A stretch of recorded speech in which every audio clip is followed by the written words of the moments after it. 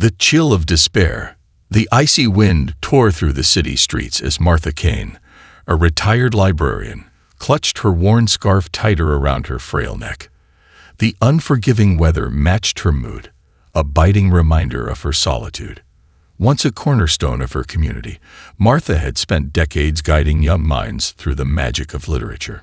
Now, the world had all but forgotten her.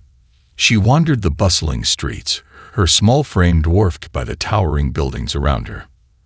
Her gloved fingers tightened around a threadbare bag that held all her possessions, a faded photograph of her late husband, a dog-eared copy of her favorite novel, and a coin purse with barely enough for a cup of tea. The aroma of fresh bread wafted from a nearby cafe, teasing her empty stomach. She hesitated in front of the glass doors, watching diners in their warm coats laughing and sharing meals. For a fleeting moment, she imagined herself inside, partaking in the joy she once took for granted. Martha drew a shaky breath. She hadn't eaten a proper meal in 2 days, but the fear of rejection kept her rooted to the spot. The city's indifference was a lesson she had learned well. Swallowing her pride, she finally stepped inside, her boots leaving faint wet prints on the polished floor. The cafe fell silent. Heads turned, and the soft hum of conversation halted.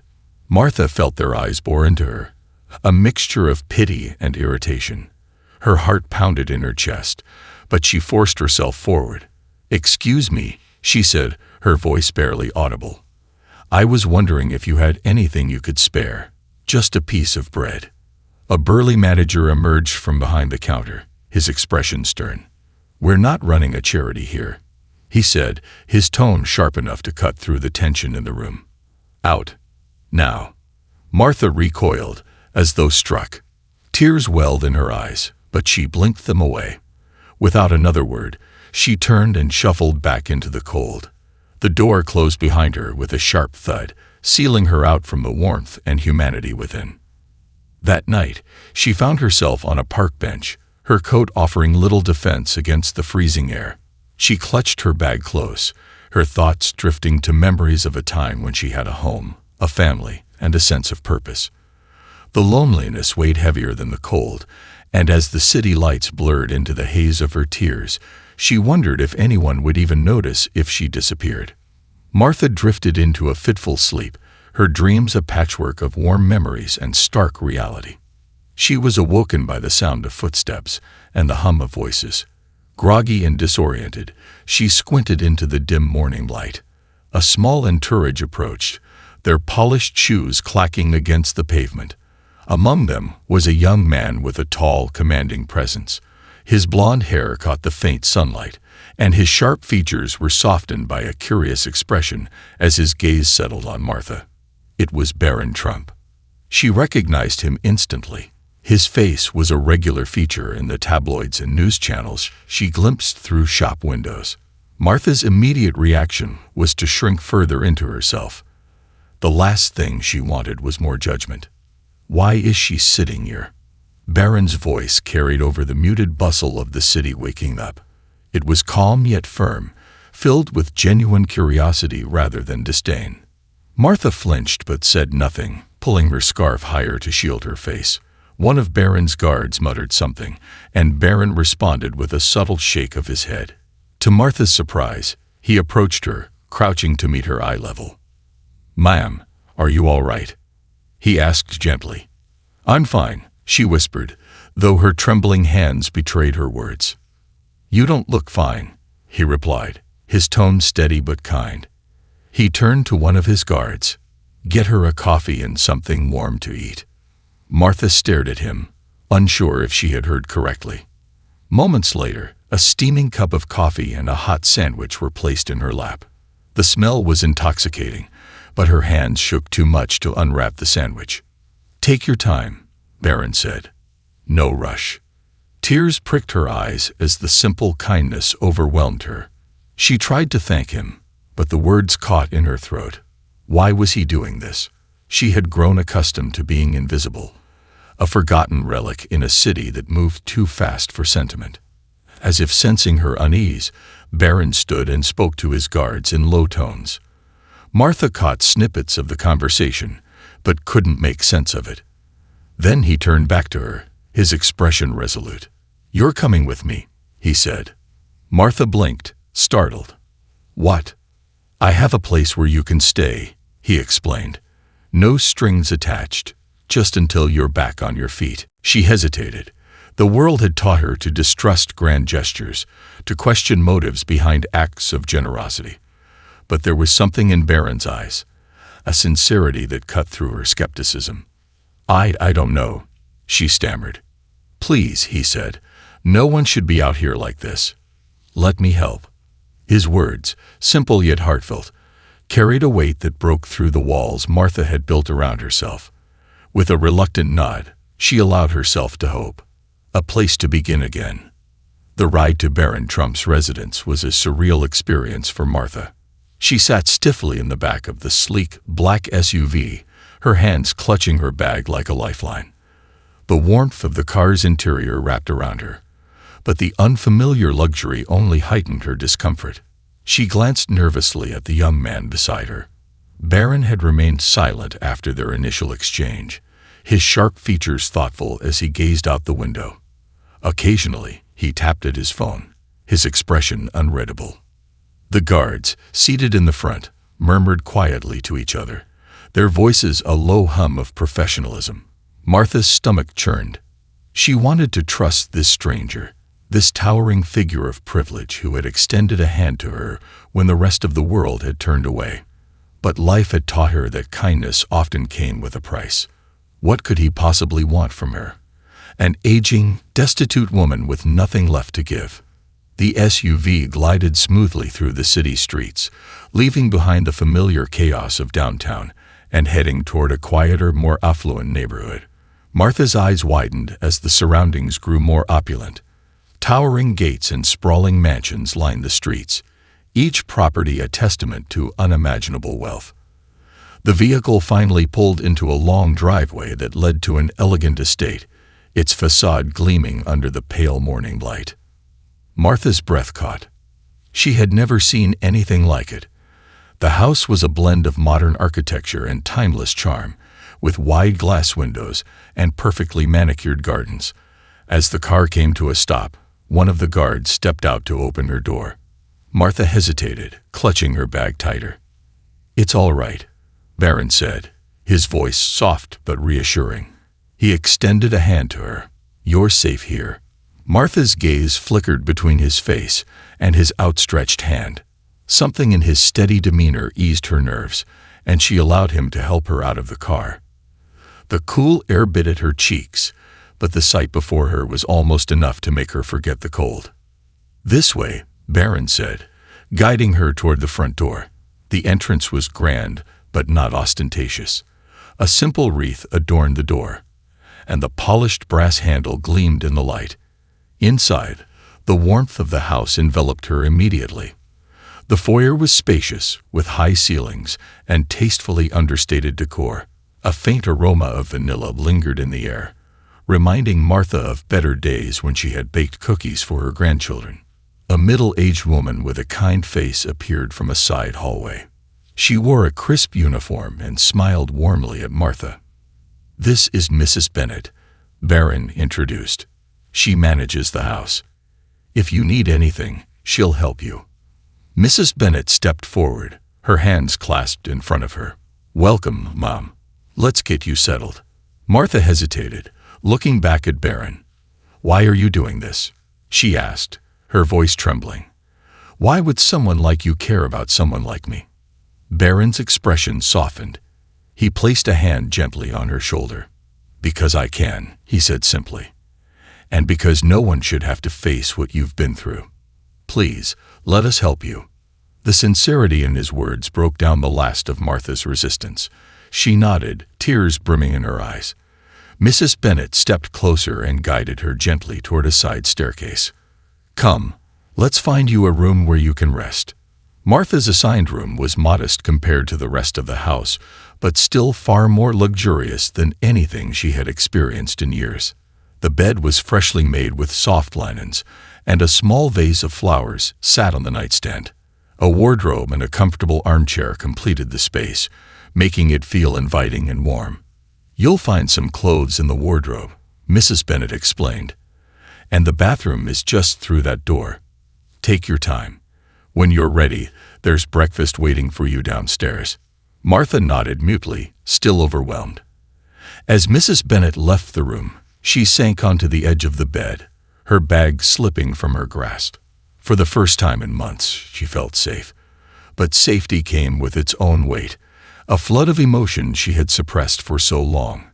Tears streamed down her face as she let go of the tension that had gripped her for what felt like an eternity. After a few minutes, she wiped her eyes and opened the wardrobe. Inside, she found an assortment of simple but elegant clothing, all in her size. She selected a soft sweater and a pair of slacks, marveling at their quality. The bathroom was equally luxurious, with fluffy towels and a rainfall shower that felt like a miracle against her weathered skin. When she finally made her way downstairs, she found Barron sitting at a long dining table, a steaming cup of tea in front of him. A plate of fresh pastries and fruit awaited her, along with a bowl of oatmeal topped with a drizzle of honey. "I hope you're hungry," he said, smiling as she approached. Martha hesitated before taking a seat. "This is too much," she murmured, though her stomach growled audibly. "It's not enough," Barron replied. "Please, eat." She picked up a spoon and took a tentative bite of the oatmeal. The warmth and sweetness brought tears to her eyes again, but this time they were tears of gratitude. She ate slowly, savoring each bite as though it were a gift. Barron watched her quietly, his expression thoughtful. When she had finished, he leaned forward slightly. "I want you to stay here as long as you need," he said. "But more than that, I want to help you rebuild. Whatever it takes to get you back on your feet, we'll do it together." Martha stared at him, speechless. The depth of his compassion was staggering. She had spent so long feeling invisible, discarded by a world that had moved on without her. To be seen, to be cared for, it was almost too much to bear. "I don't know how to thank you," she whispered. "You don't have to," Barron said. "Just promise me one thing. When you're ready, pay it forward. Help someone else the way I'm helping you." Martha nodded, her throat tight with emotion. "I will. I promise." As she looked into his eyes, she realized that this moment marked the beginning of a new chapter in her life, one filled with hope, kindness, and the possibility of finding her place in the world once more.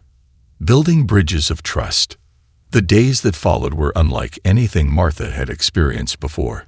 Every morning, she woke to the sound of birds chirping outside her window, their melodies a soothing balm to her weary soul. The room that had once felt overwhelming now felt like a sanctuary. She began to unpack not just her meager belongings, but the emotional baggage she had carried for years. Mrs. Bennet proved to be an invaluable guide in navigating this new world. She introduced Martha to the rhythms of the household, ensuring she felt at ease with every step. "Take it one day at a time," Mrs. Bennet often said, her voice steady and kind. "You're not alone anymore."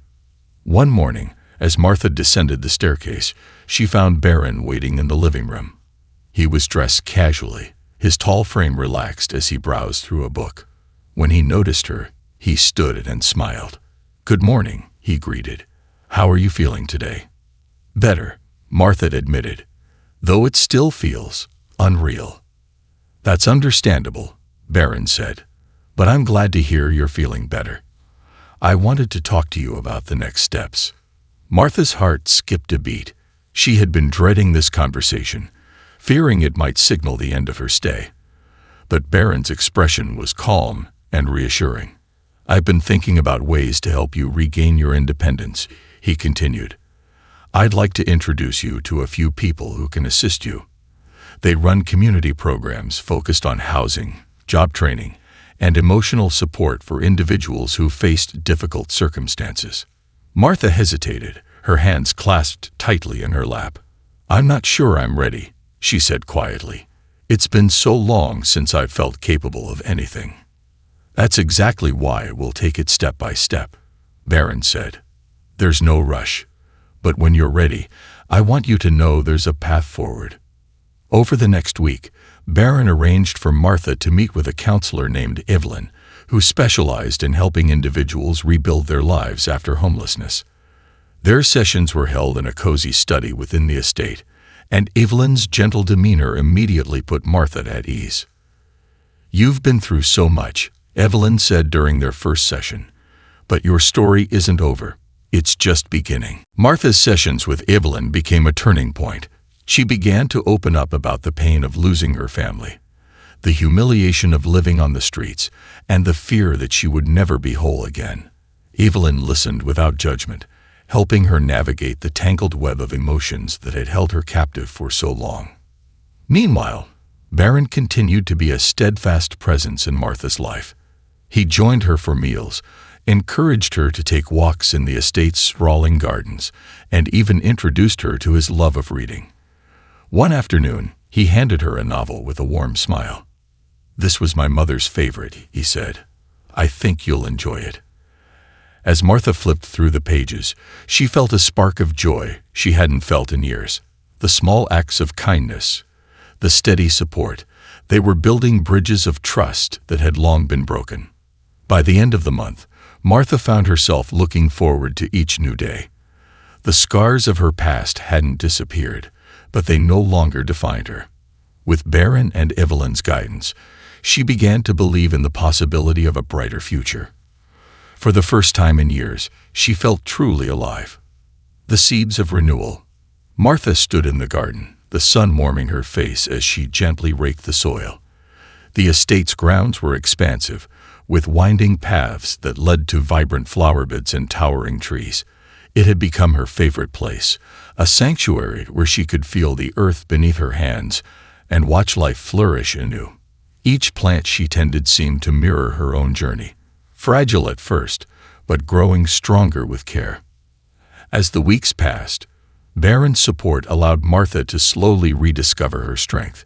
Evelyn's counseling sessions had become a cornerstone of her recovery. They now explored more than just her past pains. They began to chart her future. "Martha," Evelyn said one afternoon as they sat in the estate's sunlit library, "have you thought about what makes you truly happy?" Martha paused, her hands clasped around a mug of tea. It was a question she hadn't dared to consider in years. "I used to love teaching," she admitted. "Watching young minds light up when they understood something new. It was everything to me." Evelyn smiled. "What if you could do that again? Perhaps in a way that fits where you are now." The thought felt both thrilling and daunting. "Who would want to learn from someone like me?" Martha asked softly. Evelyn's gaze was steady. "Everyone has something valuable to share. You've lived through experiences that have given you wisdom and resilience. That alone is worth teaching others." Later that evening, Barron invited Martha to join him in the study. A large map of the city was spread across the table, marked with pins and notes. "I've been thinking about how we can expand the outreach programs," he said, motioning for her to sit, "and I realized you might have some insights that could help." Martha blinked in surprise. "Me? What could I possibly contribute?" Barron's smile was patient. "You've lived through what many of these programs aim to address. Your perspective is invaluable. If you're comfortable, I'd love for you to help us design initiatives that truly make a difference." The idea both excited and intimidated Martha. She had spent so long feeling powerless, and now here was an opportunity to reclaim a sense of purpose. "I'll try," she said cautiously. "That's all I ask," Barron replied warmly. Over the next few days, Martha found herself drawn into the project. She shared her experiences and insights, offering suggestions for how outreach workers could build trust with those in need. "It's not just about providing food or shelter," she explained during one brainstorming session. "It's about making people feel seen, like they're more than just a problem to be solved." Her contributions were met with genuine appreciation. Barron often nodded thoughtfully, taking notes as she spoke. "That's a powerful point," he said after one of her suggestions. "We'll make sure it's part of the training for our volunteers." For the first time in years, Martha felt a sense of purpose returning. Her days were filled with meaningful work, and her nights were spent reading the books Barron had recommended or walking in the gardens, reflecting on how far she had come. One crisp autumn morning, Barron approached Martha as she watered a row of lavender plants. "I have something I want to show you," he said, his expression unreadable. Curious, Martha followed him to a section of the estate she hadn't explored before. They arrived at a small, charming building with a freshly painted sign that read, "The Renewal Center." "What is this?" she asked, her voice tinged with wonder. "It's a space for people like you," Barron explained. "A place where they can find support, learn new skills, and rebuild their lives. And I was hoping you'd consider being one of our first mentors." Martha's breath caught. The idea was overwhelming, but also deeply moving. "You want me to help others?" "Who better?" Barron said. "You've walked this path. You know what it's like. And I think you'd be incredible at guiding others through their own journeys." Tears filled Martha's eyes as she looked at the building. It was more than just a structure. It was a symbol of hope and renewal, not just for her, but for everyone who would walk through its doors. "I'll do it," she said, her voice firm with newfound determination. "I'll do everything I can to help." Barron's smile was one of quiet pride. "I knew you would." As Martha stepped inside the Renewal Center for the first time, she felt a surge of hope unlike anything she had experienced before. The walls were lined with resources, books, computers, and art supplies. A small kitchen area offered the promise of warm meals, and a cozy sitting room invited visitors to rest and connect. This was a place where people could heal, where they could find the strength to start over. And thanks to Barron's unwavering belief in her, Martha was ready to play a part in making that happen. She looked around, her heart swelling with gratitude. For the first time in what felt like a lifetime, she saw not just the scars of her past, but the possibilities of her future.